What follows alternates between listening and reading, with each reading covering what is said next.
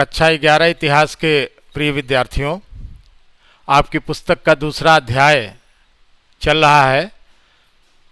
आपने कई लेक्चर्स के द्वारा कई बिंदुओं से परिचित हो चुके हैं। आज हम इसी अध्याय के कुछ अन्य महत्वपूर्ण बिंदु मोहर, आम आदमी की स्थिति और उर नगर के बारे में अध्ययन करेंगे। मैं डॉक्टर अब्दुल हमीद, प्रवक्ता Kamlapati Tripathi boys inter college, इस वर्चुअल कक्षा के माध्यम से एक बार फिर आपसे जुड़ रहा हूं। बच्चों, जैसा कि आप जानते हैं, लेखन कला और शहरी जीवन मेसोपोटामिया की सभ्यता की सबसे बड़ी महत्वपूर्ण विशेषता है। ये दोनों महत्वपूर्ण चीज़ें, महत्वपूर्ण बातें मेसोपोटामिया की सभ्यता में ही घटित हुई थी। इसके कई महत्वपूर्ण बिंदु आप पिछले लेक्चर्स में सुन चुके हैं, उससे अवगत हो चुके हैं। तो आइए हम शुरू करते हैं इन आगे के महत्वपूर्ण बिंदुओं पर। पहला जो बिंदु है वो है मोहर।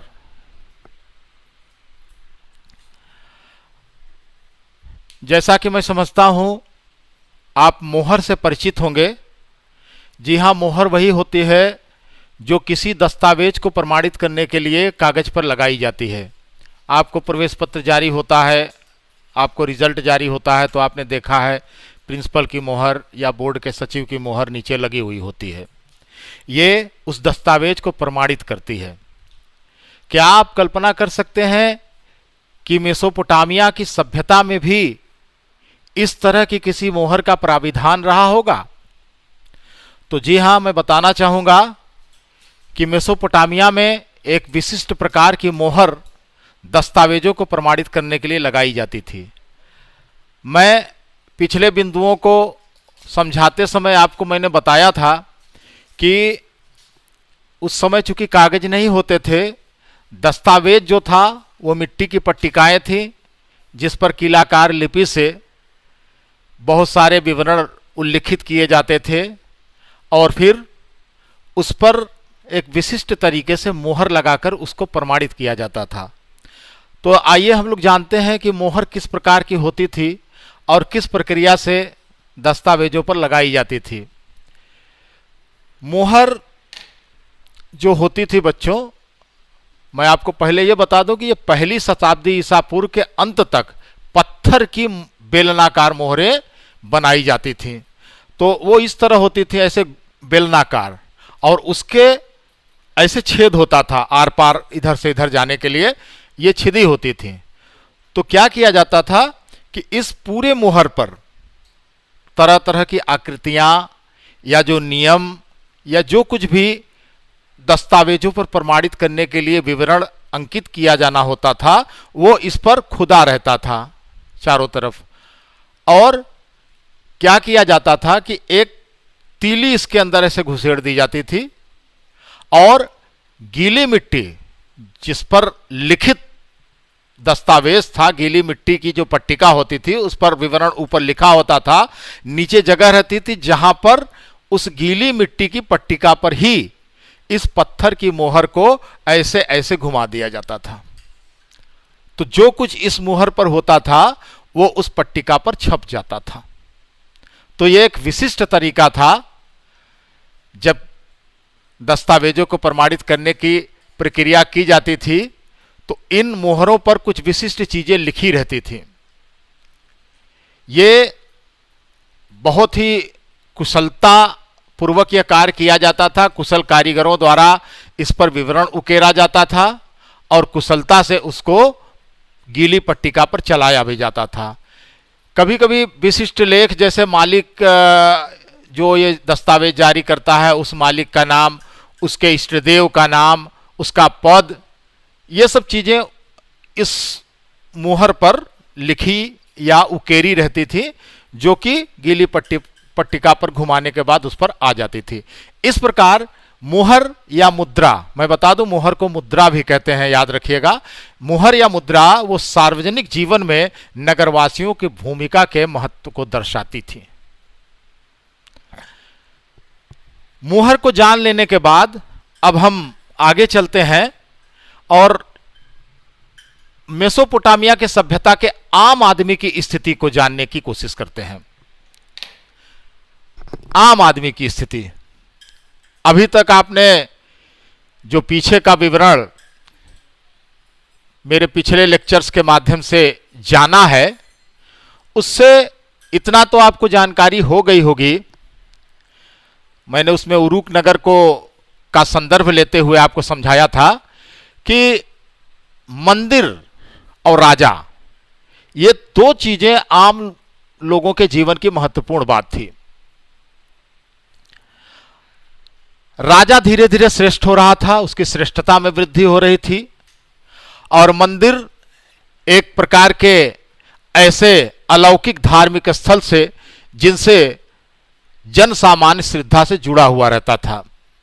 साथ ही साथ हमें एक बात और पता चलती है, जैसा कि अभी ठीक पीछे वाले लेक्चर में मैंने आपको बताया था कि अक्सर पानी और जमीन के लिए मेसोपोटामिया के सामान्य लोगों में युद्ध हुआ करता था, और इस युद्ध में जो पक्ष जीत जाता था उसका मुखिया थोड़ा शक्तिशाली हो जाया करता था, क्योंकि लूट का माल भी उसके पास आता था, तो आर्थिक रूप से भी मजबूत होता था, सामाजिक रूप से भी उसकी श्रेष्ठता सिद्ध हो जाती थी, तो वो थोड़ा उसका प्रभाव धीरे धीरे बढ़ने लगा था।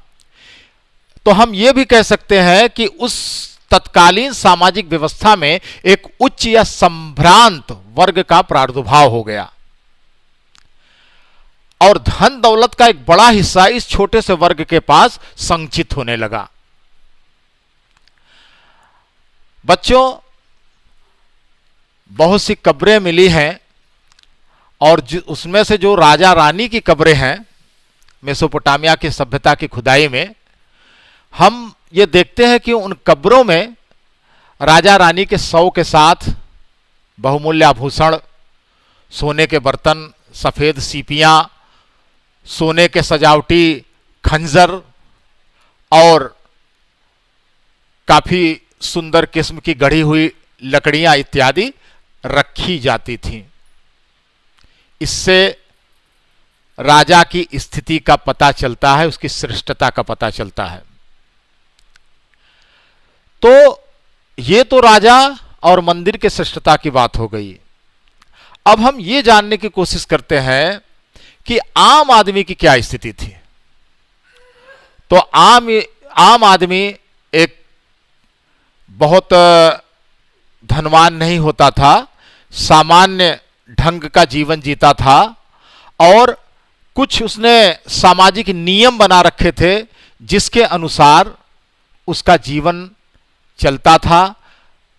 इसे हम कानूनी दस्तावेज भी कह सकते हैं। विवाह और उत्तराधिकार के नियम समाज में क्या थे, थोड़ा इसको भी हम लोग जानने की कोशिश करते हैं। मेसोपोटामिया की खुदाई में जो हमको इस तरह के कुछ टूटे फूटे प्रमाण मिले हैं, जो पट्टिकाएं मिली हैं, जो लिखित दस्तावेज मिले हैं, उनके आधार पर हम ये अनुमान लगा सकते हैं कि मेसोपोटामियाई समाज में एकल परिवार आदर्श माना जाता था, जिसका मुखिया पिता होता था। हालांकि जो शादीशुदा बेटा होता था वो भी सपरिवार माता पिता के साथ रह सकता था। हमको विवाह प्रक्रिया यानी विवाह का क्या तरीका था, इसकी भी कुछ जानकारी प्राप्त होती है, और हमें यह पता चलता है कि अगर किसी लड़के की शादी किसी लड़की से करनी होती थी, तो लड़के का जो गार्जियन होता था, माता पिता होते थे, उन्हें वधू पक्ष के पास जाकर अपनी इच्छा बतानी पड़ती थी कि मैं अपने पुत्र का विवाह आपकी पुत्री से करना चाहता हूं। वधू के जो माता पिता होते थे अगर इस पर सहमत हो जाते थे तो फिर विवाह पक्का हो जाता था, और वर पक्ष वधू को कुछ उपहार देकर रिश्ते को पक्का कर देता था।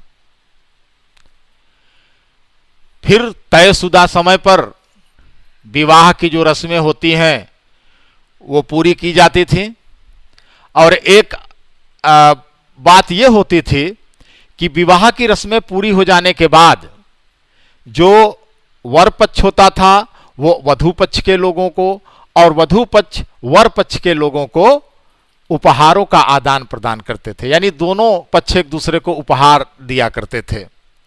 इसके बाद एक साथ बैठकर भोजन करते थे और भोजन करने के बाद फिर साथ साथ सब लोग मंदिर जाते थे, वहां अपने आराध्य देव को कुछ भेंट चढ़ावा वगैरह चढ़ाते थे। फिर जो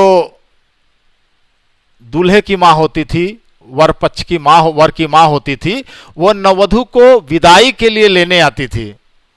उस समय जो लड़की का पिता होता था वो अपनी संपत्ति का एक हिस्सा आभूषण के रूप में अपनी पुत्री को देता था, यानी एक प्रकार से आज के दहेज प्रथा जैसी प्रथा उस समाज में भी देखने को मिलती है।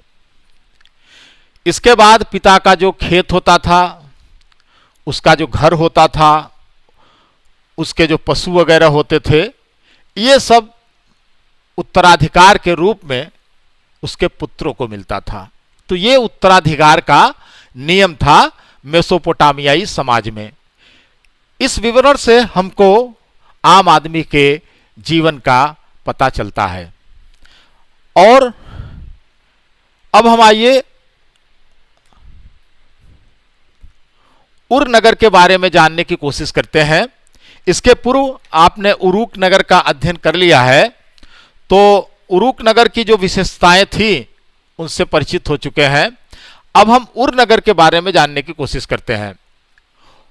बच्चों, उर नगर भी उरुक नगर से कुछ दूर उसी कृषि क्षेत्र में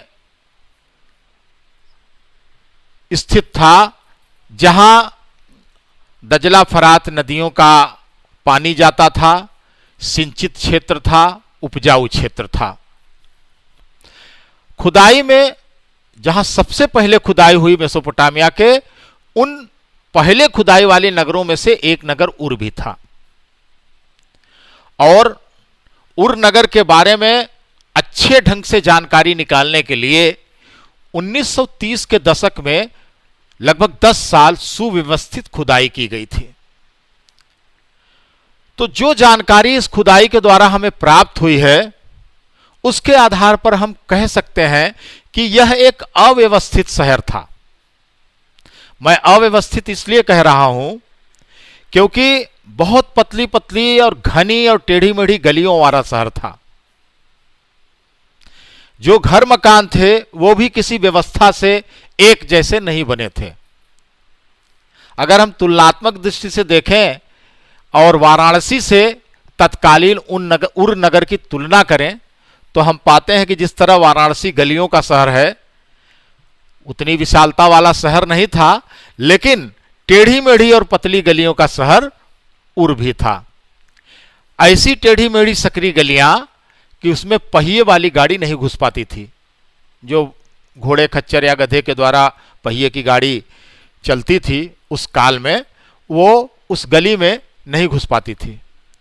अब आप सोचिए कि घरों तक अनाज के बोरे या जलावनी लकड़ी वगैरह कैसे पहुंचती होगी, उसका गट्ठर कैसे पहुंचता होगा।